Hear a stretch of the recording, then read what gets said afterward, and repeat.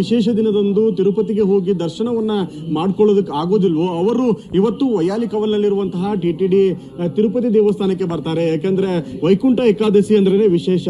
ಇವತ್ತು ಯೋಗ ನಿದ್ರೆಯಿಂದ ಶ್ರೀ ನಾರಾಯಣ ಕೋಟ್ಯಾಂತರ ಭಕ್ತರಿಗೆ ದರ್ಶನ ಕೊಡೋದಕ್ಕೆ ಕಾಯ್ತಾ ಇರ್ತಾರೆ. ಅದರಲ್ಲೂ ವಿಶೇಷವಾಗಿ ಇವತ್ತಿನ ದಿನ ದೇವಾನ ದೇವತೆಗಳ ಆತನ ದರ್ಶನವನ್ನು ಪಡೆಯೋದಕ್ಕೆ ಕಾಯ್ತಾ ಇರ್ತಾರೆ. ಅಷ್ಟು ಪುಣ್ಯದ ದಿನ ಆಗಿರುತ್ತೆ. ಹೀಗಾಗಿ ವೈಕುಂಠ ದ್ವಾರದ ಮೂಲಕ ದರ್ಶನವನ್ನು ಪಡೆದಂತ ಸಂದರ್ಭದಲ್ಲಿ ಏನೇನು ಕಷ್ಟಗಳಿದೆ ಮತ್ತು ಸಮಸ್ಯೆಗಳಿದೆ ಅವೆಲ್ಲವೂ ಕೂಡ ಪರಿಹಾರ ಸಿಗುತ್ತೆ ಅನ್ನುವಂತಹ ಒಂದು ದೊಡ್ಡ ಅಭಿಪ್ರಾಯ, ನಂಬಿಕೆ, ಭಾವನೆ ಇರುವಂತದ್ದು. ಹೀಗಾಗಿ ಭಕ್ತಾದಿಗಳು ಕೂಡ ಸಾಕಷ್ಟು ಸಂಖ್ಯೆಯಲ್ಲಿ ಇವತ್ತು ದೇವರ ದರ್ಶನಕ್ಕೆ ಬರ್ತಾ ಇದ್ದಾರೆ. ಇನ್ನು ಟಿಟಿಡಿ ದೇವಸ್ಥಾನವನ್ನ 12 ಗಂಟೆಗೆ ಇವತ್ತು ರಾತ್ರಿಯಿಂದಲೇ ಓಪನ್ ಮಾಡಲಾಗಿದೆ.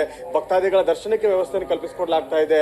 3:30ರಿಂದ ಭಕ್ತಾದಿಗಳ ದರ್ಶನಕ್ಕೂ ಕೂಡ ಅವಕಾಶವನ್ನು ಮಾಡಿಕೊಡ್ಲಾಗ್ತಾ ಇದೆ. ಸರಿಸುಮಾರು 1,00,000 ಲಕ್ಷಕ್ಕಿಂತಲೂ ಹೆಚ್ಚಿನ ಸಂಖ್ಯೆಯಲ್ಲಿ ಭಕ್ತಾದಿಗಳು ಬರುವಂತಹ ಸಾಧ್ಯತೆ ಇದೆ. ಹೀಗಾಗಿ ಎಲ್ಲ ಸಕಲ ರೀತಿಯಂತಹ ಸಿದ್ಧತೆಗಳನ್ನು ಕೂಡ ಮಾಡಿಕೊಡ್ಲಾಗ್ತಾ ಇದೆ. ಇನ್ನು 9 ಗಂಟೆ ನಂತರ ಲಡ್ಡು ಪ್ರಸಾದವನ್ನು ವಿತರಣೆ ಮಾಡೋದಕ್ಕೂ ಕೂಡ ಈಗಾಗಲೇ ಟಿಟಿಡಿ ವ್ಯವಸ್ಥೆಯನ್ನು ಮಾಡಿಕೊಂಡಿದೆ. ಇನ್ನು ಇವತ್ತು ದೇವಸ್ಥಾನ ವೈಕುಂಠ ಏಕಾದಶಿ, ಅದರಲ್ಲೂ ಹೊಸ ವರ್ಷದ ಸಂಭ್ರಮದ ಹಿಂದಿನ ದಿನವೇ ಬಂದಿರುವುದರಿಂದ ವಿಶೇಷವಾಗಿ ಒಂದೇ ವರ್ಷದಲ್ಲಿ 2025ರಲ್ಲಿ 2ನೇ ಬಾರಿ ಬರ್ತಿರುವಂತಹ ಈ ವೈಕುಂಠ ಏಕಾದಶಿ ಸಾಕಷ್ಟು ಭಕ್ತಾದಿಗಳಿಗೆ ಒಂದು ಸಂಭ್ರಮ, ಸಂತಸ ಮತ್ತು ಹೊಸ ವರ್ಷವನ್ನ 2025ಕ್ಕೆ ಗುಡ್ ಬೈ ಹೇಳಿ 2026ನ ವೆಲ್ಕಮ್ ಮಾಡ್ಕೊಳ್ಳೋದಕ್ಕೆ ನಾಡಿದ್ದು ಕೇವಲ ಒಂದೇ ದಿನ ಬಾಕಿ ಇರೋದ್ರಿಂದ ಈ ವಿಶೇಷವಾದ ದಿನವನ್ನ ವೈಕುಂಠ ಮುಖ್ಯ ಪಾಲಕ